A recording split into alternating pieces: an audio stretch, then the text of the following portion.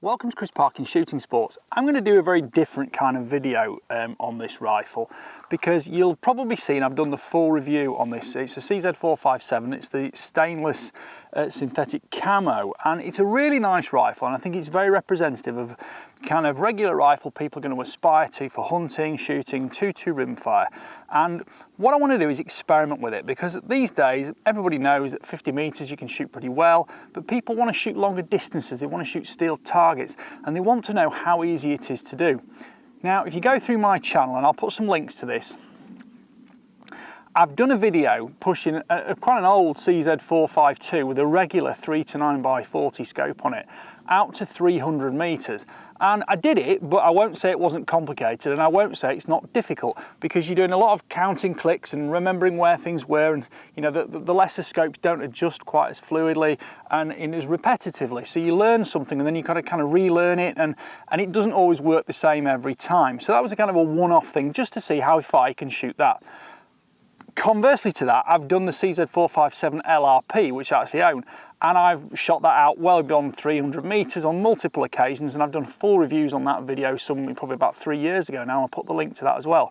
This is totally representative of what people might want to own or aspire to now, and on top I've put an Element Helix 2 to 16x50 scope on it, which has got, you know, easily dialable turrets. I can do the zero stop on this, I can set up the windage, zero all the dials, I've got adjustable parallax, adjustable illumination intensity, and I've got a throw lever so I can play backwards and forwards with magnification to suit me what I need. And I believe it is also, this one is though second focal planes, so I can't use the full focal plane measuring and aiming system, but what I'm going to do is concentrate on dialing.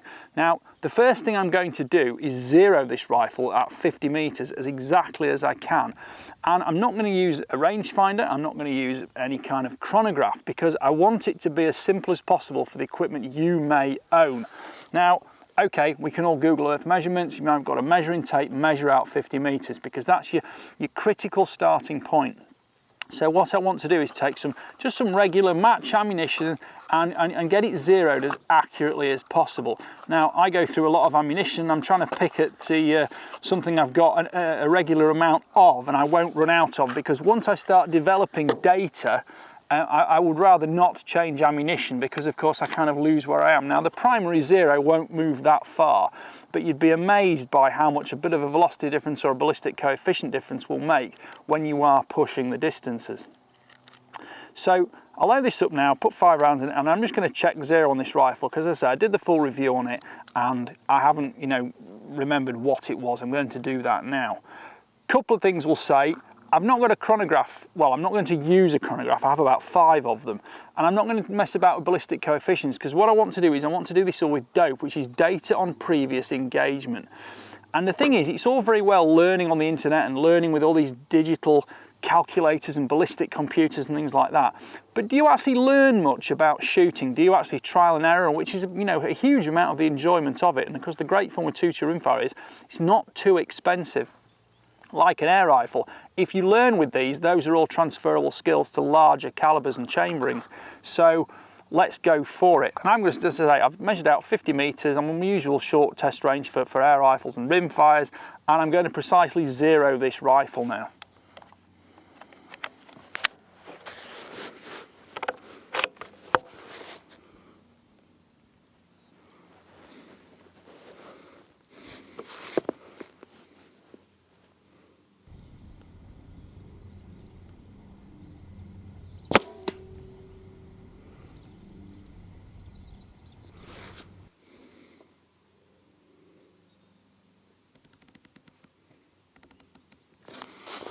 I've obviously left it somewhere out because that's quite a long way from zero. Again, I'm shooting from bench, I've got a stable rest bag, good stable position.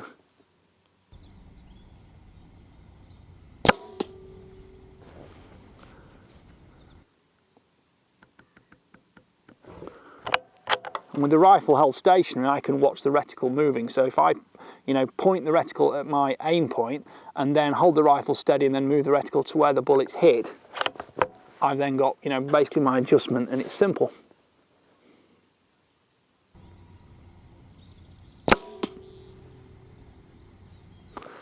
So I'm now going through the centre diamond.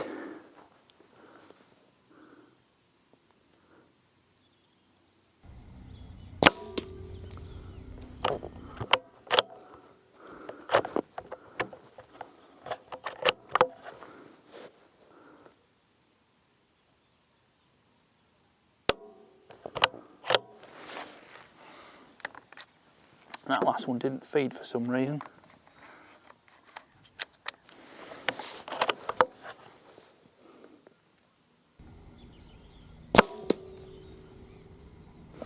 So I've now got my zero in the centre of the target. It's not the smallest group I've ever shot, but it's a good adequate starting point, and critically I know that is at 50 metres. So the next stage is I need to reset my turret. Now it would appear that if I'm at one click away from where it was before, so it could well be that it was reset. You can reset your zero stops and things like that. I'm not going to just at this time because I'm trying to do this dynamically, fairly live on camera. So I'll reset that to zero, and now there are two things I can do. I can get a free online ballistics calculator and I can program all my details in, or I can just keep moving back on a fairly large target, see where my bullets are striking and take note of the dimensions and all the corrections I need to make to get them dialed on. Now I know, for example, that this is doing probably around 1,030 feet per second. That's about what it does. If you look for manufacturers' data, they usually generate it on their website, or you can find things online like that. But generally speaking, it varies in every rifle slightly anyway, and your rifle might be different. It might be a 16-inch, it might be a 20-inch barrel, could make small variations. I'm using a sound moderator purely because I like the silence and quiet of subsonic ammunition, but the thing is, by using the dope principle and working back, we can actually note all our data, and we don't need those expensive measuring tools yet to actually get out to a certain decent distance, because the calculations and corrections you'll make will actually not be far away from what you might read about online. I, for example, know that from 50 to 100 metres is going to be 2.1 mils because I've just done it so many times with different rifles. And yes, it might vary by 0.1 of a mil, 0.2 of a mil here or there, but generally speaking, it's about the same. I am going to be working in milliradians today just because that's my preferred unit, but minutes of angle are exactly the same, and all you need to do is note how many clicks you're putting on, what your dials or your turrets are actually showing you, and keep note of it. Data on previous engagement, keep a notebook. That is what is critical about this whole thing. So I'm at 50 metres, we can say go up to 75 metres or go up to 100 metres. I know what the drops are going to be at 100 metres. I know off the top of my head from 20 years ago that it's about 7 inches from a 50-yard zero to a 100-yard shot on a rabbit. It's about 7-inch drop. But I tend to work in metric now just because that's how my brain works. So let's move back distances. I'm going to put a large white target up on my target board so I can see the bullet strikes easily and I'm not confused by actual marks on the target or previous bullet holes. You can of course do this directly into a sound backstop, but it depends on yourself, and of course you can also do it on a steel gong, but you might be walking backwards and forwards having to respray it occasionally just to cover up your previous bullet marks. Let's see how we get on. Now this principle works with any scope in whatever units you're using it in. I'm trying to keep it simple to make sure that nobody gets left out, but this scope does actually have a zero stop on it, and for simplicity's sake I am going to use my zero stop. So essentially I'd let that drop there, turn it all the way clockwise to the stop, and then nip up the little grub screws in it. And that now means I can't get what I call lost in my elevation. So when I put the turret cap back on here, marking zero, and screw the little cap down, different scopes are just in different ways, I now know that I can't dial below my 0 point. I will only dial up or to longer distance. So if I start dialing this now, I've got 1, 2, 3, 4, 5, 6 milliradians per rotation, 7, 8, 9, 10, 11, 12 milliradians, that's 2 rotations, 13, nearly 14 milliradians travel I have got left. And if I dial that all the way back to the 0 stop, I know I'm back at my 50 meter zero. Now, I haven't put adjustable mounts on this scope, and I haven't got any kind of inclined Picatinny rail. It's just on the standard 11mm dovetails at the moment. Depending on how we get on today and how many parts I make this video into, we might start adding some of those features to it just to give us more range if we want it to. But the thing to remember is that if you're going to keep this rifle usable as a hunting rifle, you need to make sure you've got that fairly close range zero at 50 meters. Otherwise, you're just left unable to take normal shots aiming at the actual animal itself if you're using it for hunting. Right, you can probably see I've moved to a set of tripod sticks. That's purely because I don't want to be moving the bench around today and the ground is incredibly muddy. I didn't bring my shooting mat, I don't want to be laid down in it. I also don't want to be taking freehand shots, which are great for improvised situations, but I want some kind of reasonable basis for this. Now, it doesn't matter which system you use, but try and be consistent start to finish. And once you've got that data in and developed in your notebook, then you can start experimenting with different positions and seeing if it changes the way you shoot at all and things like that you might want to experiment more with. Now, I have put a set of laser rangefinders around my neck purely because I just want to know. The point is, if you've got, you know, known ranges and you've got no marker boards on them, you know what those distances are and you can add that data into your notebook. Or if you're practicing in the field, you can use Google Earth, you know, go to that gate, go to that fence post, go to that tree, etc. And that's the way you can put your data in for distances. If you don't have a long measuring tape or a laser rangefinder or something like that, a lot of scopes now even include laser rangefinders as well. But I still think it's easier to do all this with a regular daylight optic for target shooting. Anyway, if you want a big piece of white paper, just use decorator's lining paper. Go to a DIY shop, comes in a roll, it's probably 20 meters long, it's probably 60 centimeters wide, whatever it is. Just roll it out, stick it on, and just put a small aiming mark in the center, just so you can see it without causing too much disruption to being able to see the bullet marks as well. Now, there is the possibility, if you wanted to, you could aim to the side of your aiming mark so that your bullets are always going to be in a line up and down, actually not in the aiming mark. But now I've just moved back here, I just sort of picked a random distance where I'd walk to, and I'm actually at 88 meters. So now I'm going to take a few shots on target and see where those bullets land.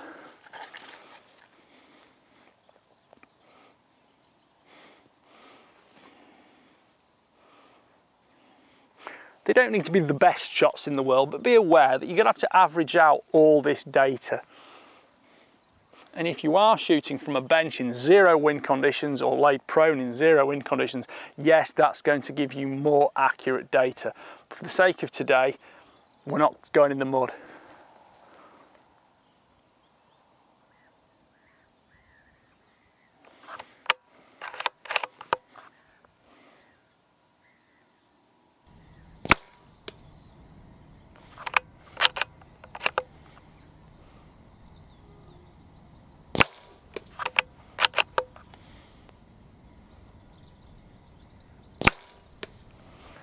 So I can now see my bullet holes on target. They are down near the bottom of the board, but I'm still on my 50 meter zero at 88 meters. So let's just not go crazy and dial up. And of course you can do this walk back in the small increments as small as you want them to make sure you're not going to over dial a correction and miss the top of your target.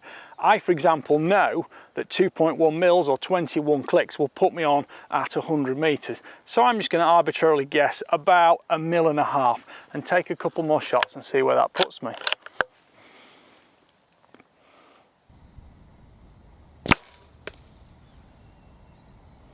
And I'm just level with the red spot now.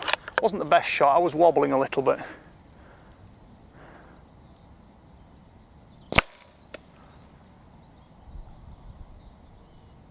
I think I put that one just off the red spot at 4 o'clock. So we were about right there. What I could do, again, I'm doing this from sticks for speed and simplicity. When you're doing it from a bench or from prone or from a really stable position with rest bags or bipods and things like that, the data you enter will be a lot more accurate. So I'm just going to put a couple more clicks on there and I'm going to shoot another 5 and see if I can put 5 in that red spot.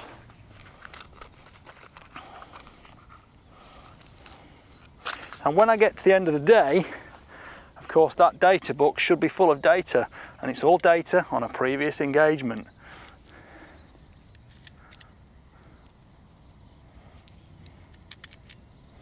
I don't know yet what my velocity is. It'll be around about 1020, 1040 feet per second, something like that.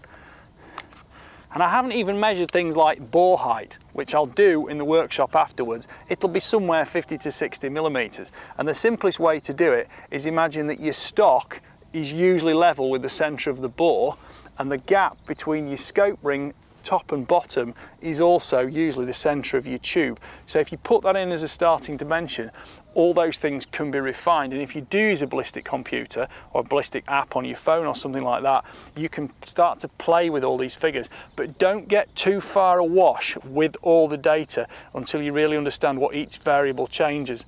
And especially for air gun shooters and rimfire shooters, the actual point blank zero and factors are very, very critical on actual scope height. And a lot of new air rifles have actually got a large distance between the bore height and the scope height. Whereas if you look at a centerfire, there's not many of them go beyond 60 millimeters, and you're shooting incredible distances with those in comparison. So be aware that you do need to start thinking a lot about this bore to scope height if you're shooting particularly short ranges and you want to have very accurate data.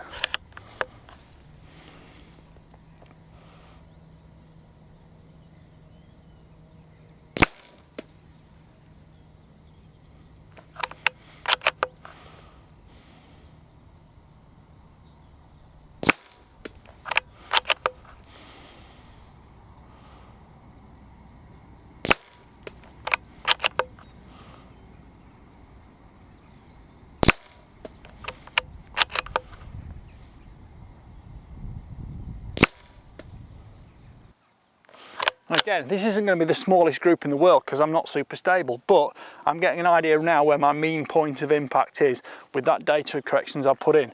And I'm running 88 meters and I'm running 1.7 milliradians of elevation. If you want to do it in minutes of angle, just work in minutes of angle. Neither will let you down. I'm going to go forward now, have a closer look at that target and see exactly what it looks like. Right, we're down at the target. So those were the first few shots I shot with the 50 meter zero at 88 meters, and then we moved on and shot these. So what I'm going to do is I'm going to just write on the target, and I'm going to put the range, which is 88 meters. I have to forgive my handwriting because I'm sort of at a funny angle here, and that is at 50 meter zero. And then I'm going to move on to these, and I'm going to put 88 meters, and I'm going to put 1.7 milliradians. Okay, and that is that group there. So we can continue now to refine this data. If you want to replace the target sheet every time you can, sometimes it's a lot easier to do it on steel. If you've got steel available, just a quick spray of white paint. But essentially, I'm just going to carry on now, and I'm going to keep walking further back and see how we get on. Right, we're now back, and I've just sort of set myself up. I have used the laser rangefinder. It happens to be 104 meters, but I'm standing in the middle of one of the gateways, so if you're a Google Earth person, you could use your measurements that way. Just going to reload the magazine, and then I'll take 5 shots using the current 1.7 milliradian adjustment, which was what we used at 88 meters, and we're now at 104 meters. So these are yet again going to strike low. But although I know the correct dimension for this, I'm not going to use it because I want to illustrate on target where these bullets are actually going to hit. I just hope my eyesight's good enough to see these bullet holes through the scope.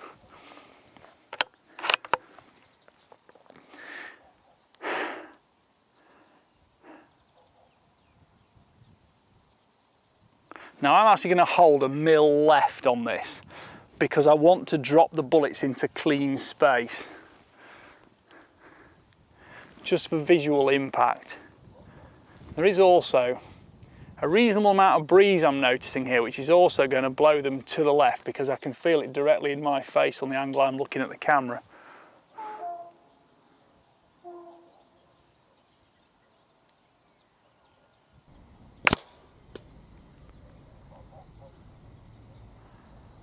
Okay, I can see that bullet hole. Again, it's down near the bottom of the paper. Let me just shoot one more.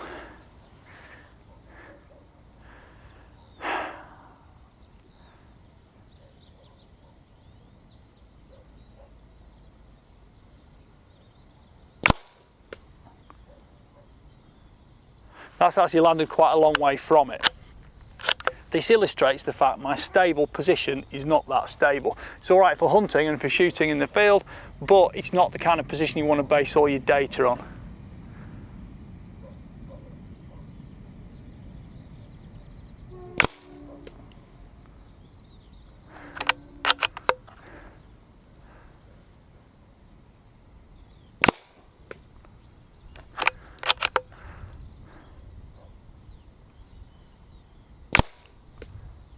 Now I can actually see a group forming now that I'm developing a bit of a shooting rhythm rather than stepping away and talking to camera. I can see that that group is low. It's probably about 10-15 centimeters low, but again, this is a second focal plane scope, so I can't measure that with the reticle itself. That is the big joy of a first focal plane scope. This will work in mils at a specific magnification, but off the top of my head, I don't know what that magnification is. I think it might be actually at full power. And in fact, let's give it a go, because the dial on this scope is marked red at full power, so perhaps it is milling at full power. We shall measure it and see what it looks like and dial the same correction and see if I'm miles away or not.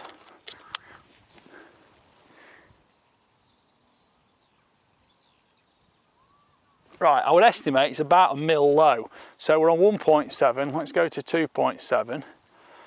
Again, we're shooting out to the left of the target deliberately. So hopefully these ones are going to land roughly level with the red dot in the centre.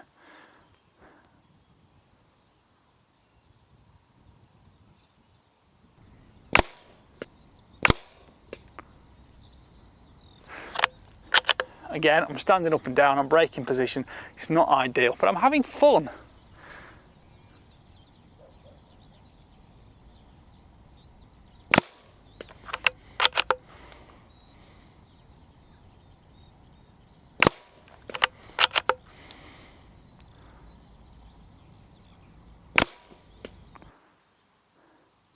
So I've got a group there. It's a kind of flat strung across group, which is a windage error. The group is within, I think that red spot is a 50mm spot. So the group is actually within that 50mm height, just spread a little bit left and right, probably about 75mm, 100mm maybe. It's not particularly critical, but the point is now I've got a ballpark ballistic solution for 104 meters of 2.7 milliradians. So if I go forward, I can write this on the target or I can put it on my notebook and I know roughly what's going on. And we can start measuring this target. Right, we're down at the target now. If I remember what I did here, that is the very errant shot that we took with the first shot on 1.7 milliradians. So let's just put here 104 meters. Okay, and that's this group here.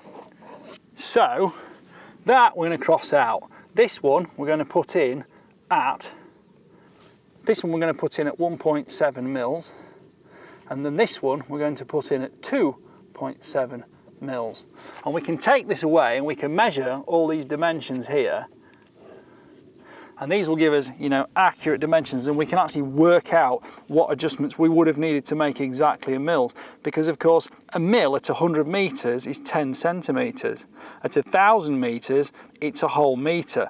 But if we're shooting kind of random distances like 88 meters and 104 meters, well, for example, you need to be multiplying by 0.88 or 1.04 to get the correct value for what a mil actually is going to be at those distances. And remember, it's a second focal plane scope, this one, so we can't rely exactly on the reticle subtension, but we're at a first focal plane scope. That would make it easier, and why they are particularly good for long range shooting, providing you of course can subtend the reticle on the target accurately. But anyway, let's see how far we can push this, because in terms of the 50mm patch, you know, that's a little bit high. Probably take a couple of clicks off there, a couple of clicks down, and we can carry on working. Anyway, forgive my handwriting because I'm kind of scribbling in the field, kneeling in a load of mud. But what a lovely day, and it's actually sunny for a change, which is quite rare. Right, I think that's enough for today. I'm quite enjoying doing this because it's nice to sort of go back to basic principles, and I'm going to make this video in multiple parts, so please don't forget to like and subscribe to the channel and click the notification bell to make sure you're going to be notified when these videos are coming up. If you want to make any pertinent comments, please do so, because I can add that then into the next step of the video, which will probably be maybe next week, 10 days away. As it happens, I'm travelling down to WMS Firearms in Wales next week, so I've got the opportunity if I want to shoot absolutely crazy distances, but I think for now 300 to 500 meters is pushing it with a rimfire, but I will take the additional mounts with me as well, so I can actually add more elevation to the scope if required, because at 104 meters we are at 2.7 mils, which is not really very far, but the further you get out, the quicker it starts ramping up and you need a lot more adjustment. Right, thank you for watching. Don't forget, like, subscribe, comment, click the notification bell and put good comments, because I'll include them in the next film. But if you want to know any more details about the equipment I'm using, I'll try and put it all in the description or add it to the next video. So thank you for watching. Bye for now.